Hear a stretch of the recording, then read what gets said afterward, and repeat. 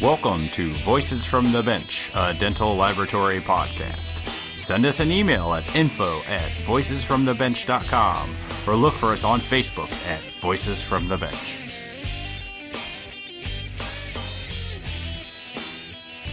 Greetings and welcome to episode number 35 of Voices from the Bench.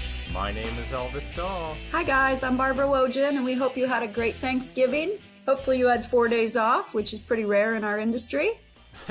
Yeah, definitely take advantage of these long extended weekends, because we all know in this industry what Thanksgiving means. It means crazy.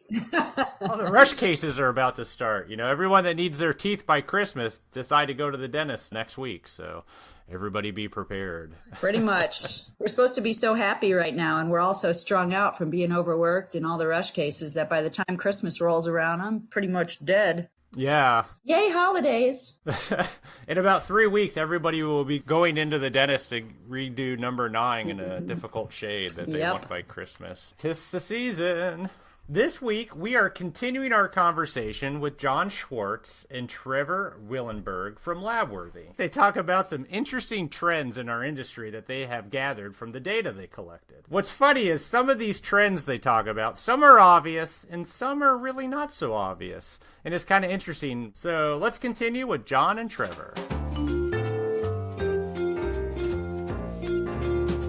Voices from the Bench. The interview. Whether a lab wants to listen to that or believe in it, it certainly provides a clue as to where they can start digging to get better. So what are the top 5 NPS score killers that you're hearing in our industry? So number one, let me just make sure I have the dates. So over the last year, the number one thing that is driving issues is turnaround. And turnaround is having a pretty big impact on the NPS score. So that's one place you're going to want to look. And that one makes a lot of sense. The other is aesthetics. We have issues with aesthetics that come up. And then the third is issues with cases, following instructions, all of those types of things. That's a very, very, very big issue for dentists. Yeah. And then finally, the removable work. Oh my God, that's so true. Yep. Yep.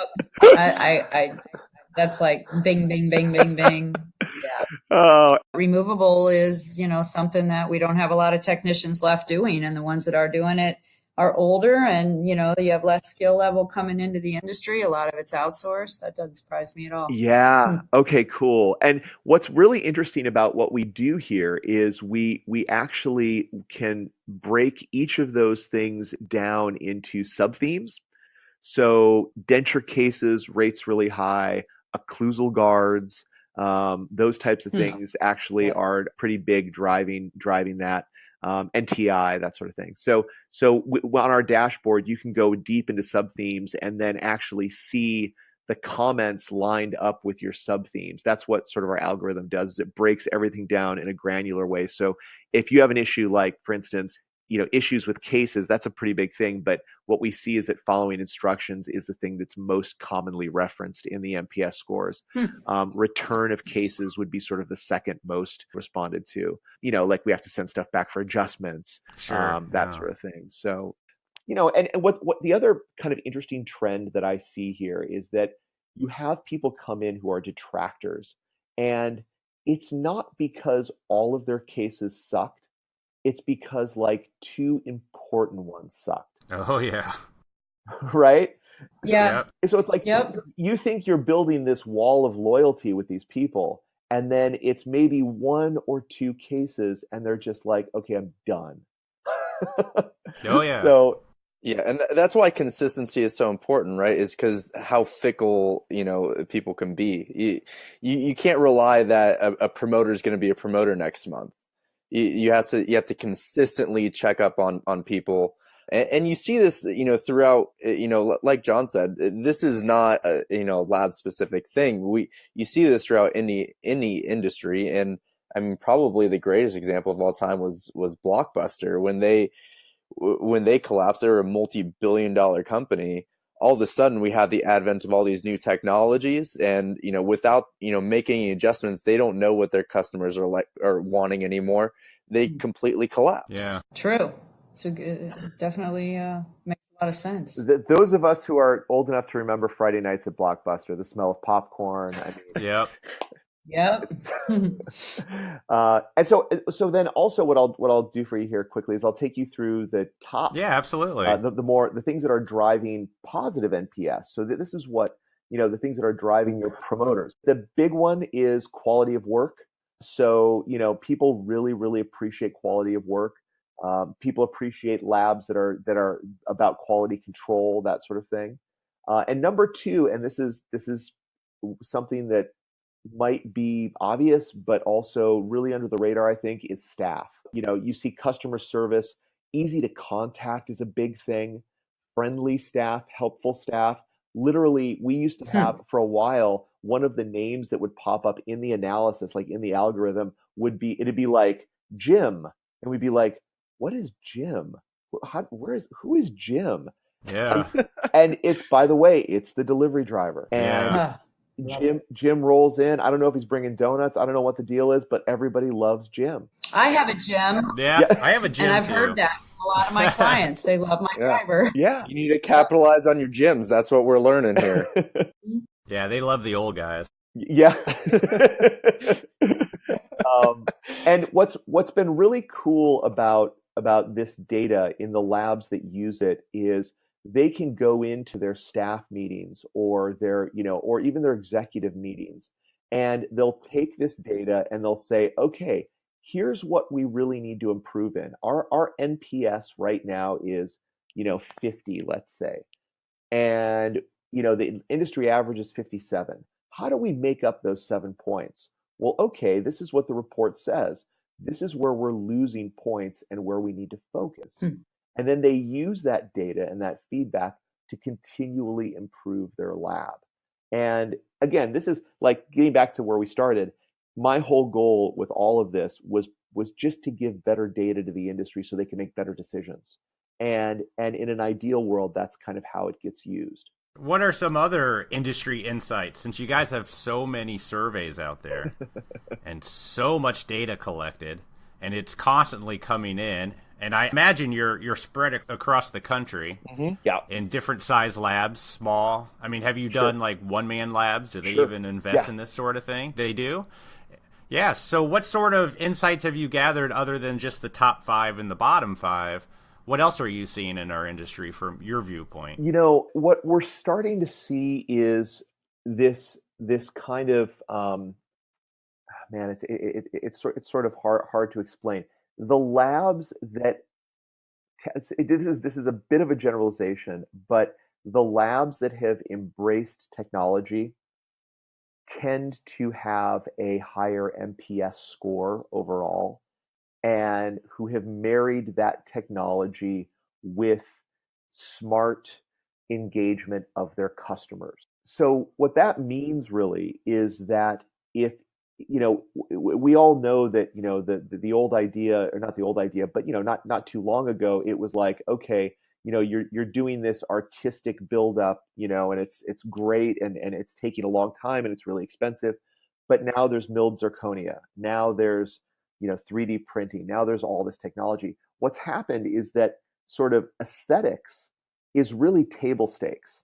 So, okay, great, you have good aesthetics. Everybody has good aesthetics. So now what it's forced labs to think about is, what's my real differentiator?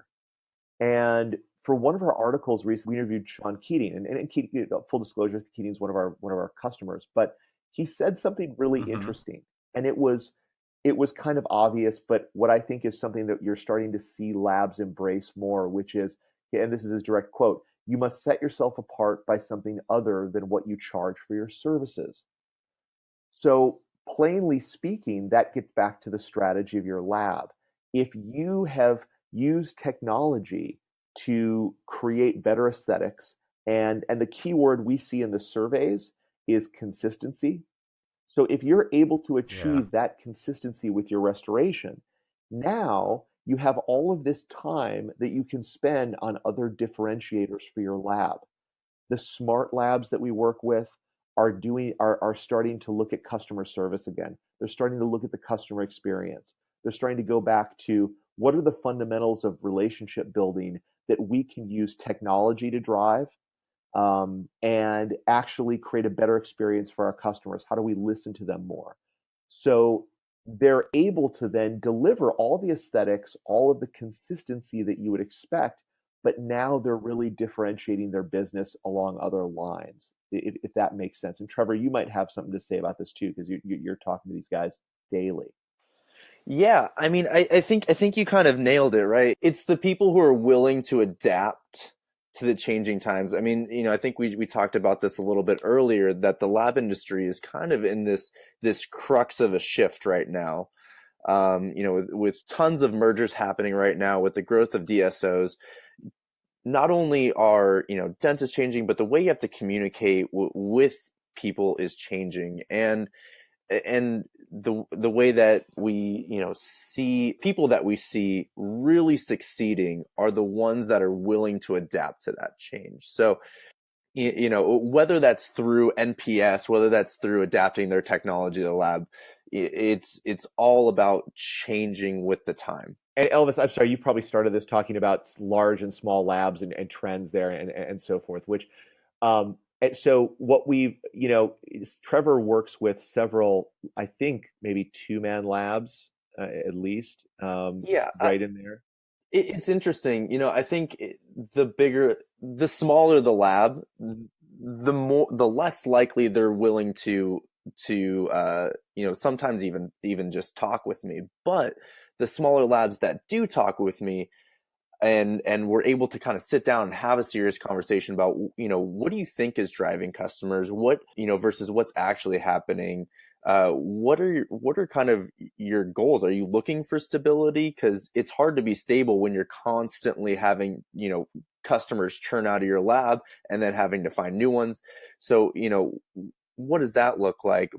But the ones who have those conversations, we're able to sit down with them, run surveys, get that customer sentiment. You see a huge change in just the amount of work on the back end for keeping customers, I think. Yeah, that's interesting, because they can't. I mean, usually a small lab can't be dependent on price. Exactly. So they have to look at all those other That's factors. Right. I'm a big believer in customer service. I think our industry has really leaned towards you have to create a reason to use your lab other than what you produce. Totally. Yeah. And it's interesting. I'll talk to small labs and they'll say, "Well, I know all 12 of my clients. They're friends. I've been working with some of these dentists for 30 years. So what do I need? What do I need your service for?" And it really, it's kind of that funny thing about relationships. Over time, we kind of stop telling the truth. You're not. I don't mean that like in generality. You calling me a liar? Yeah. It's fun. We haven't known each other long enough, Elvis. I trust. Yeah. but what I mean is that almost the longer I've known you, the less I really want to hurt your feelings. And so if my dad, the dentist, used you, and I'm a young buck and I'm coming up in the practice and I'm using you, you might think you have a long relationship with me, but really I might also be looking at other labs that are doing things the way that I might be used to doing them. So the small labs that embrace this kind of thing and can handle that type of feedback, I think, are starting from a place of, okay, let's use the data to drive some of my decisions, and let's try and suss out the real issues that are happening with my business. I think one other interesting point to that is a lot of the smaller labs, one of the biggest reasons that a lot of people are scared to implement something like this is the factor of time. And yes, always implementing a new program does take time, but it takes a lot more time to replace customers than to respond in the moment to customers. And so once you kind of start eliminating all that extra work, they realize that you're actually saving time by just upping your customer retention. Sure. That makes perfect sense. Do you guys want to talk about price on the podcast? Yeah. Okay, so that's my next question. So a smaller lab, what does your company offer for price-wise? Because, a lot of these big labs like Keaton and NDX and all of them, they can afford stuff like this. What about the small to medium lab? Oh, it's funny. I thought you wanted to talk about price of the industry, but yeah, no, I'll talk about No, sorry. Enough about the industry. Happy to talk about that. And I have to say that, Trevor and I work really closely together, and he has really helped me understand, and, in working out our business model, that there are a lot of small labs that can pay X amount of money and are willing to do that to grow their business. And so we do have a tiered pricing model. So we will sometimes work with like a 1 or 2 man lab to help them start getting data on their business. And what we don't want to do in those situations is have them come back to us and say like, wow, that was really expensive. I didn't seem to get a lot of insights. So sometimes we'll do a trial with a smaller lab just so that they feel comfortable in knowing the data that they get back is going to be effective. Sure. It's a big risk. It's a big, huge risk. And for a bigger company, it's a rounding error on their bar tab. For a smaller company, it's the question of like, do I lease a piece of equipment or not? So these are the issues. My mom had a candle business growing up. So I kind of grew up in a very small business environment. And I knew that those little expenditures really added up. So when we work with smaller labs, we can work out things like we'll work on a more customized pricing model for them, or we'll do, like I said, sort of the ability to prove the concept to them before they jump on board and start paying. But our entire pricing structure is based on the ability to pay monthly. So you don't have to commit to a year of the service unless you want to, and in which case we'll give you 2 months for free, which is great. But what we're based on a SaaS model, software as a service. So you only pay on a monthly basis. And if at some point you say, man, this isn't driving the value that I thought it would, or in some cases we had a couple labs who were like, this is just altogether too much information right now. You can cancel at any time, and that's totally understandable when you do. But our goal is to keep driving value along that relationship, like any good relationship, so that you feel you're getting value out of it. How quick can labs expect to start seeing data pour in? I mean, is it usually right after you send that first survey? Yeah, the typical runway for that data is about a week.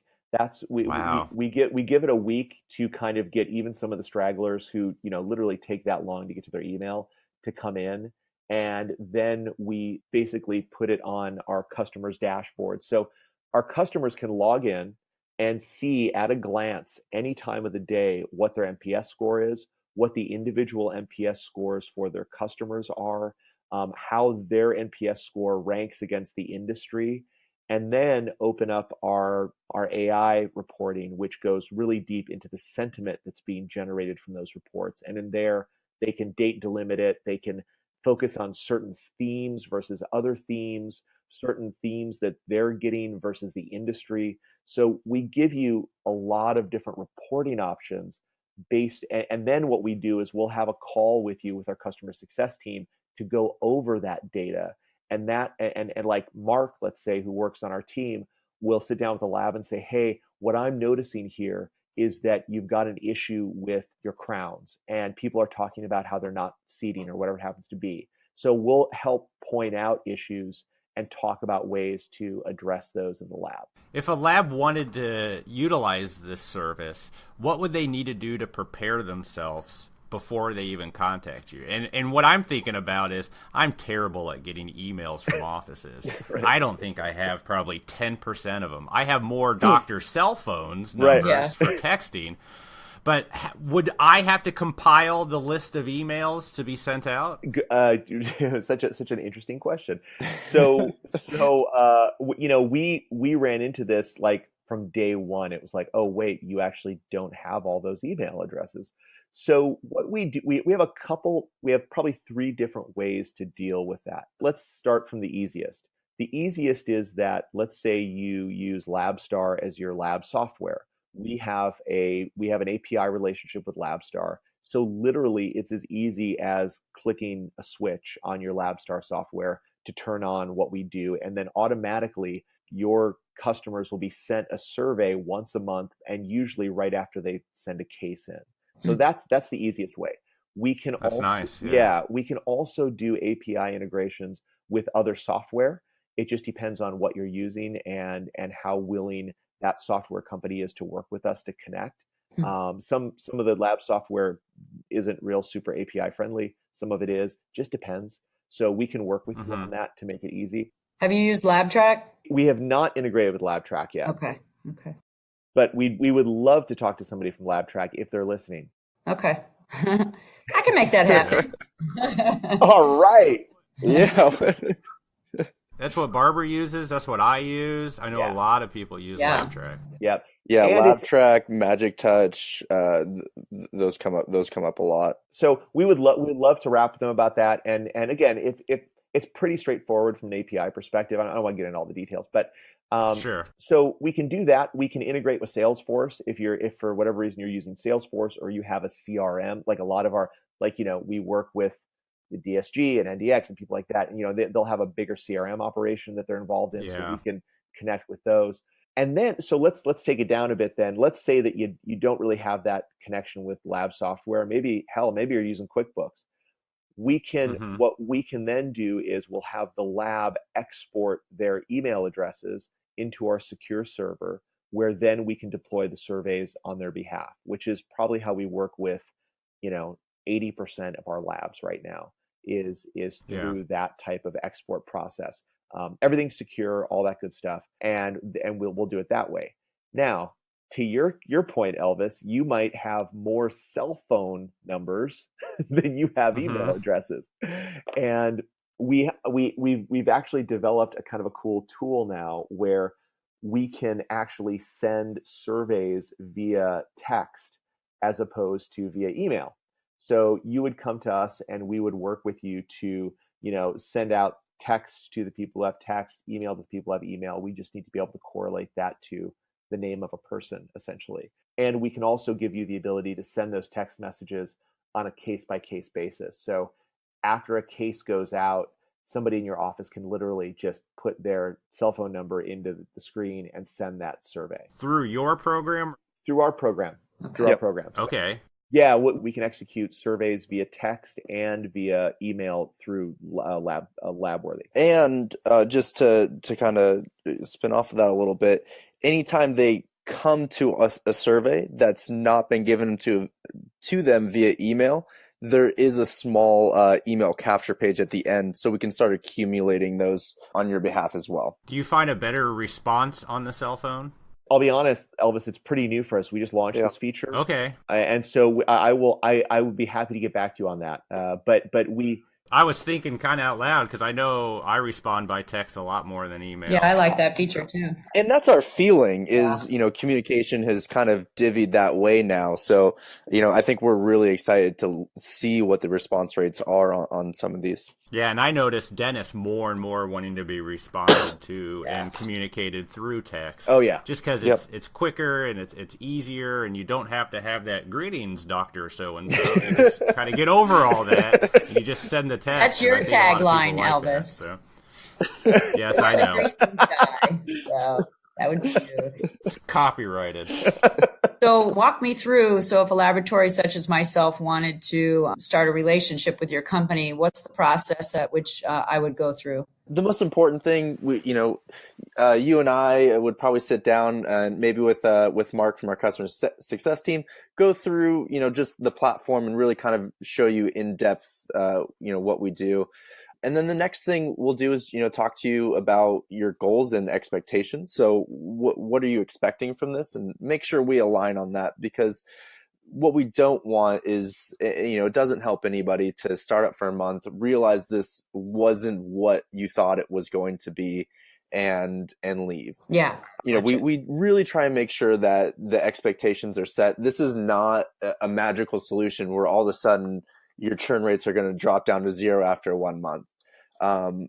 What this is a different way of opening up lines of communication that allow you to really, really try and understand what the driving factors of your clients are. So we'll sit down, have that talk, have those conversations, and then from there, it's really just clicking a link, choosing, what kind of like John said, we do have tiered systems. So what tier kind of fits your goals the best? Gotcha. And entering your credit card and going from there. But it really and then it's just uploading a CSV and you're off to the races. So realistically, we have people within 24 hours are signed up, have their CSV uploaded, and are sending surveys within 24 to 48 hours. All right, well, sign me up.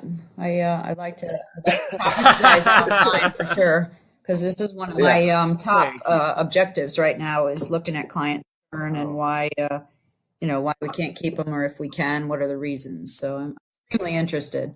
This is the awesome. We appreciate we've done that I've had the companies in, so I'm happy to have one. Well, thank you, and thank you so much for having us. Just in general, we really want to try and be resources for the industry. So if anybody is interested in more data and want to talk about just stuff like that, what we're seeing, I'm always happy to jump on the phone with somebody and rap about it. It doesn't have to be about our service, but it could be about all kinds of other things. So thank you so much for having us on the podcast. This was an absolute blast. Yeah, it was really great. Oh, yeah. I've learned a lot. This is some interesting stuff. I mean, unfortunately, I don't need your services because we have 0 issues in our lab. And I retain everybody.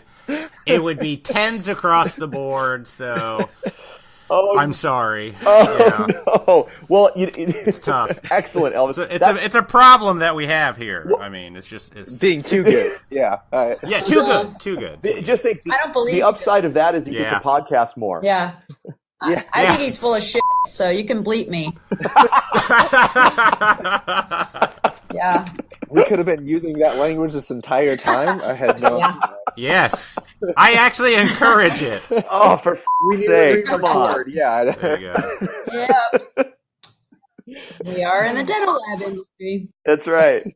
Before we offend all of our listeners, how can they get in touch with you? Tell us. What's your websites and your emails and all that? You bet. So our website, where you can go on and learn more and all that good stuff, and you can even sign up there, is labworthy.com. That's LABWORTHY.com. And my email address is john@labworthy.com. And Trevor is Trevor, TREVOR, @labworthy.com. And if you are in the Pacific Northwest, please welcome Trevor. He just moved to Seattle. Awesome. Yeah, happy to sit down and chat with anybody if you guys actually want in-person conversation. I am looking for friends, so. Awesome. You're in a beautiful area. Yeah. This is not a personal. Hey, wrong podcast, Trevor. Yeah. So and I'm in Los Angeles, and so I'm always happy to jump in the car, get together, that kind of thing. So and then we have also a group in Silicon Valley. Yeah. Awesome. Excellent. Well, all these links we'll put up on the episode pages so people can just head over to voicesfromthebench.com because they're in a car or they're working and, click on it later. Appreciate you guys coming on. I think it was some really good information, and hopefully our listeners learned a bunch and can have a new kind of fire starting on ways to improve business. I think it's some great stuff. And thank you. Thank you. And we do post regularly on the blog on our site. So if they are looking for any information, don't actually want to talk with us, we do post updated industry insights and things of that nature on our blog, which is at labworthy.com.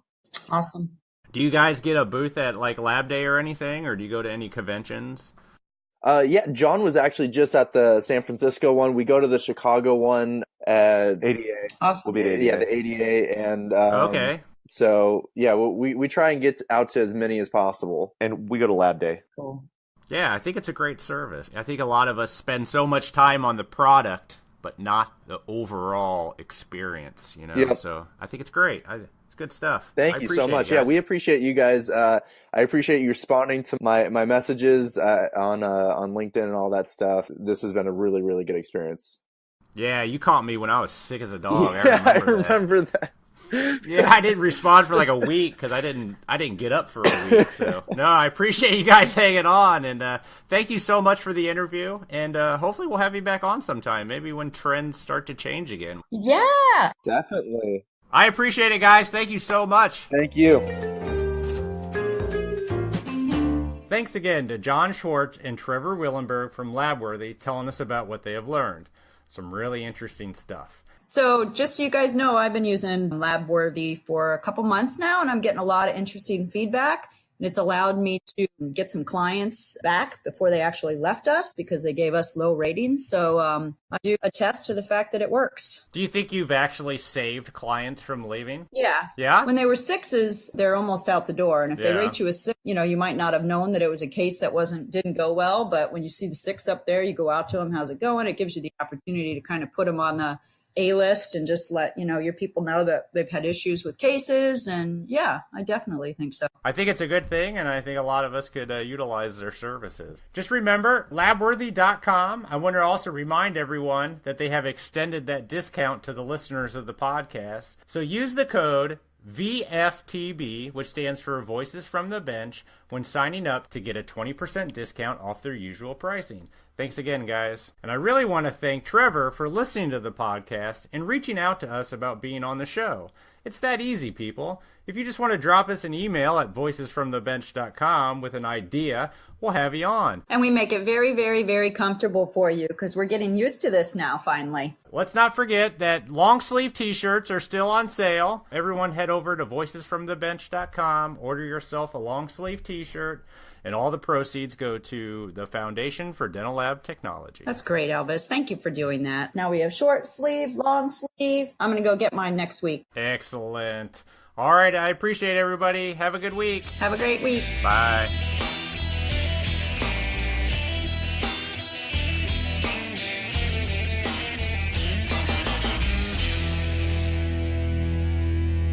Just so you guys know, that took us about 8 or 9 takes to get that.